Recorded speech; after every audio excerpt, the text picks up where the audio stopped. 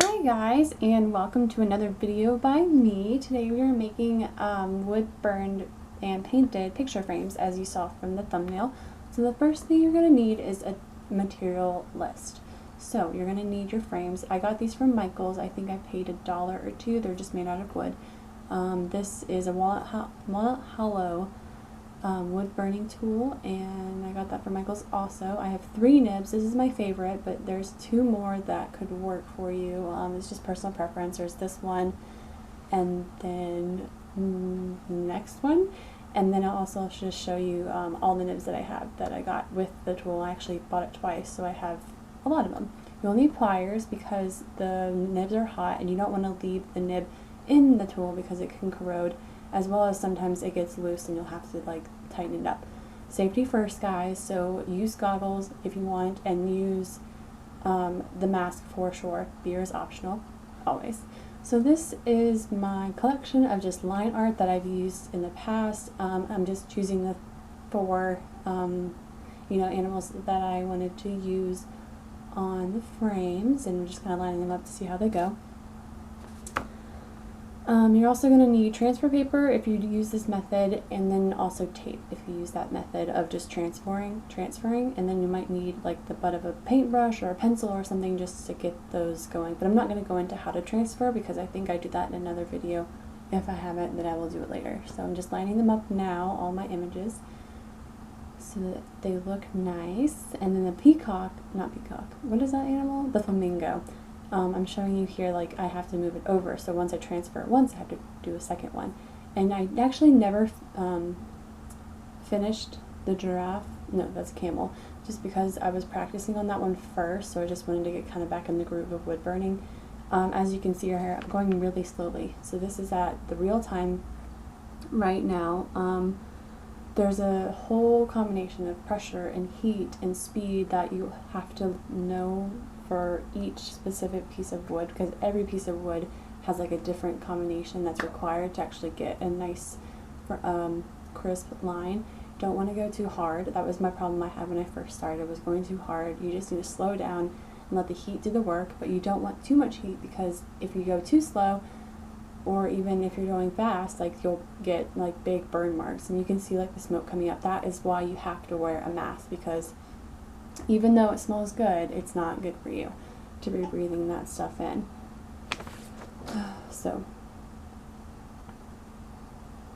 but yes, like I was saying, you might want just like a trash piece of wood if you've never done any wood burning before, just to kind of practice and see like what kind of wood combination, or what kind of combination of pressure, heat, and speed you need to get a line that you want, and the color, because you can achieve actually variations of color, like you can do shading and things like that depending on the heat that you use.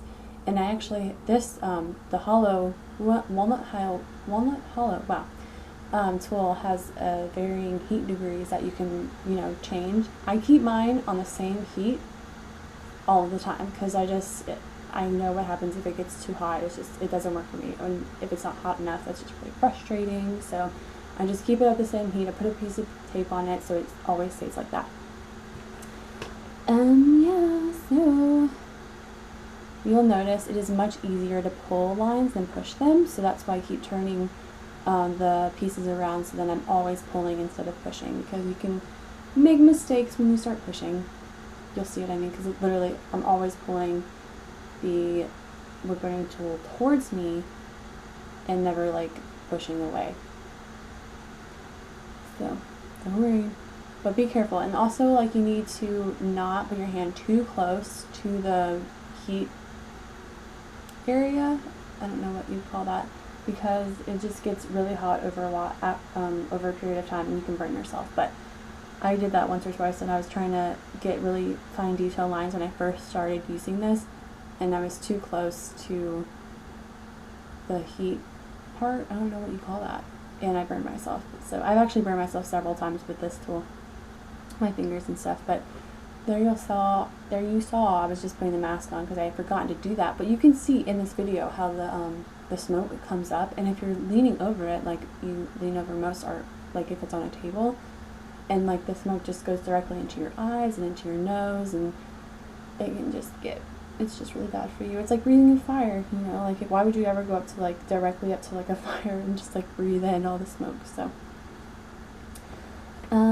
once I finished burning, the next thing I did, well, I left for the day because I was doing these in studio in preparation for an art walk, which is an artist market thing that I do like every first and every second Fridays of each month at 2 different locations. So I finished that, and then I wanted something to do while I was there instead of just like waiting for people to come talk to me at my table. So I brought them, and I also brought watercolor. So these are what the finished frames look like before I painted them. There's a picture up next. Oh, I signed them too. Make sure you sign everything. There's a picture up next. It was from Instagram. And then the following day, when I was at the art walk, I actually painted them. So this is, I have some images, some footage of me actually painting them in one of my vlogs. I think it's just one of the art walk ones, one of the most recent ones. And then that's a picture from Instagram of all of those finished. So, yay, thanks for watching. See you later.